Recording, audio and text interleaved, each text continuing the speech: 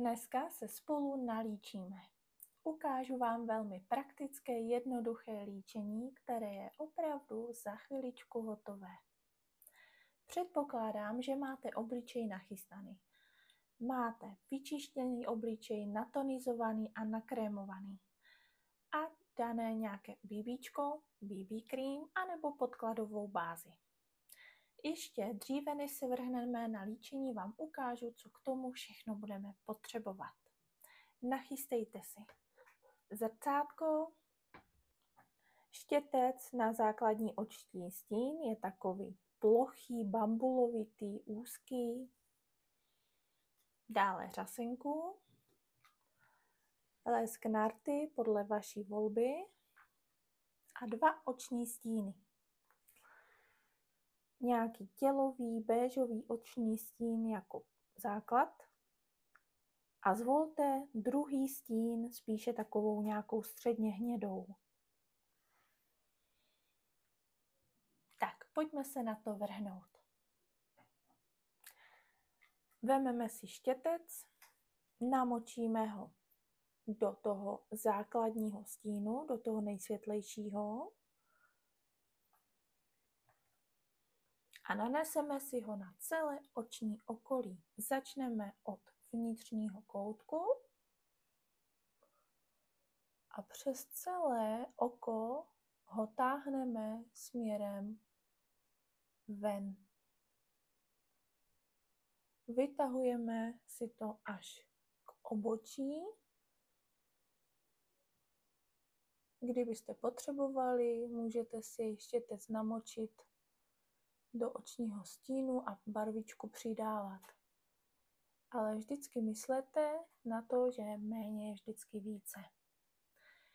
První oko máme, jdeme na druhé oko.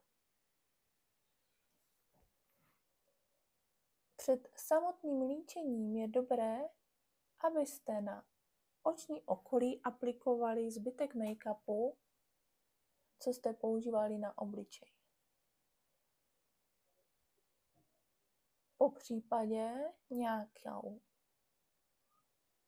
nějaký fixační gel na oční okolí, korektor, anebo když nemáte, tak stačí ten make-up. Tak, obě oči máme nalíčené základním stínem. Teď si vezmeme ten samý štětec a namočíme ho do toho hnědého, toho tmavšího očního stínu. Stačí lehce. Vezmeme si štětec a zapíchneme ho tady do toho vnějšího koutku. A budeme teďka takovým ťupkavým pohybem ho vklepávat na to oční víčko. Nesmíme přesáhnout tady takovou tu línii, tu nadočnicovou jakoby kost. Jo, ten přehyb. Přidáme si a ťupkavým pohybem, krouživým, ho zapracováváme na oční okolí. Do jedné poloviny oka ho hezky roztáhneme. Ještě ho dáme tady do toho ohybu, ale ne za ten ohyb. A hezky ho propracujeme s tím základním stínem. Jo, tak, ať to je co nejjemnější přechod.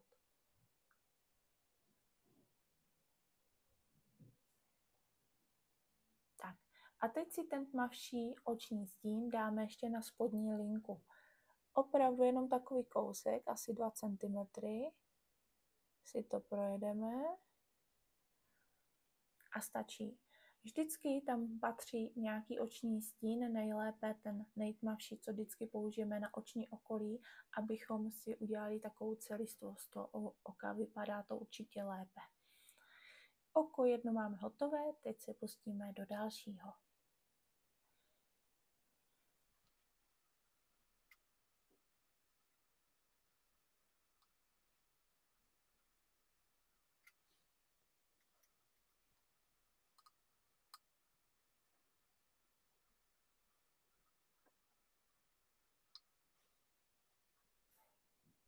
teďka ještě spodní linku.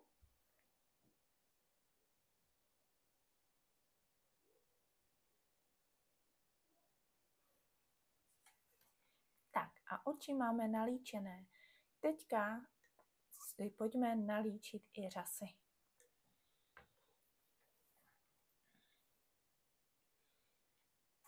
Já mám řasenku od Larenců, Double Effect, jen na vás, jakou si zvolíte. Můžete mít buď klasický kartáček, tady tenhle, nebo silikonový, tady tenhle. Já použiju ten silikonový a nejdříve si nalíčíme spodní řasy. Takovým cikcak pohybem. Jo, že budete dělat takový pohyb. Od kořene až ke konečkům.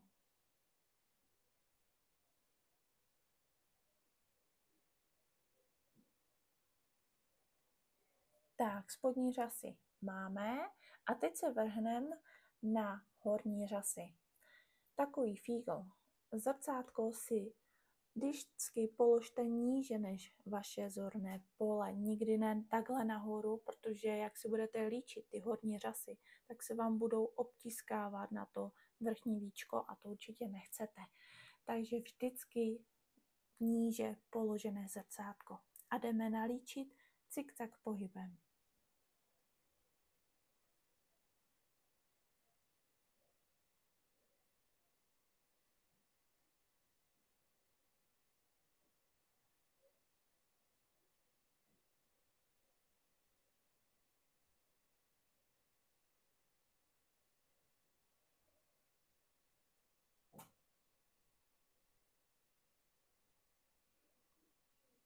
Tak, jedno oko máme a teď jdeme na to další.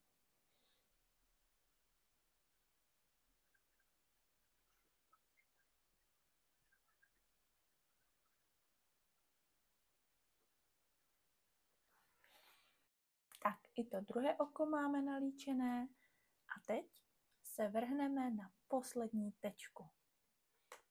A tím je si nanést na pusu nějaký balzám na rty anebo lesk na rty. Já jsem si zvolila lesk v odstínu, nevím, jestli to půjde dobře vidět.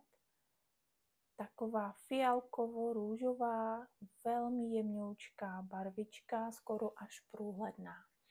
Ale tohle nechám na každém z vás, ať si každá vyberete tu svoji barvičku. Ale pokud nevíte, tak sáhnete po broskvovém odstínu, který se hodí jak pro teplý, tak studený typ pleti.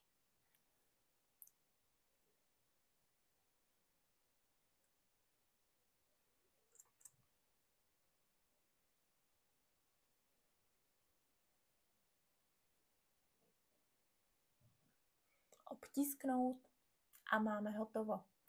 Tenhle look můžete využít do vaší každodennosti. Hodí se jak pro mladou slečnu, tak i pro ženu ve zralém věku.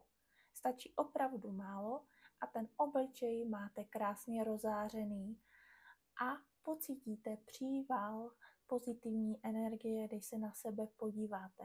Zvýší se vám sebevědomí. Takže opravdu stačí jen málo. Toto líčení teďka trvalo delší dobu, protože i s výkladem nám to zabralo dost času. Ale až to budete mít v ruce, tak minutku nebo 2 vám na toto líčení stačí. Plus na 10 dní make-upu 5-7 minut, takže do 10 minut máte hotovo. Pokud spěcháte nebo potřebujete líčení do každodennosti, tohle to bude splňovat. Tak jo, pro dnešek se s vámi loučím, mějte se krásně. Pa!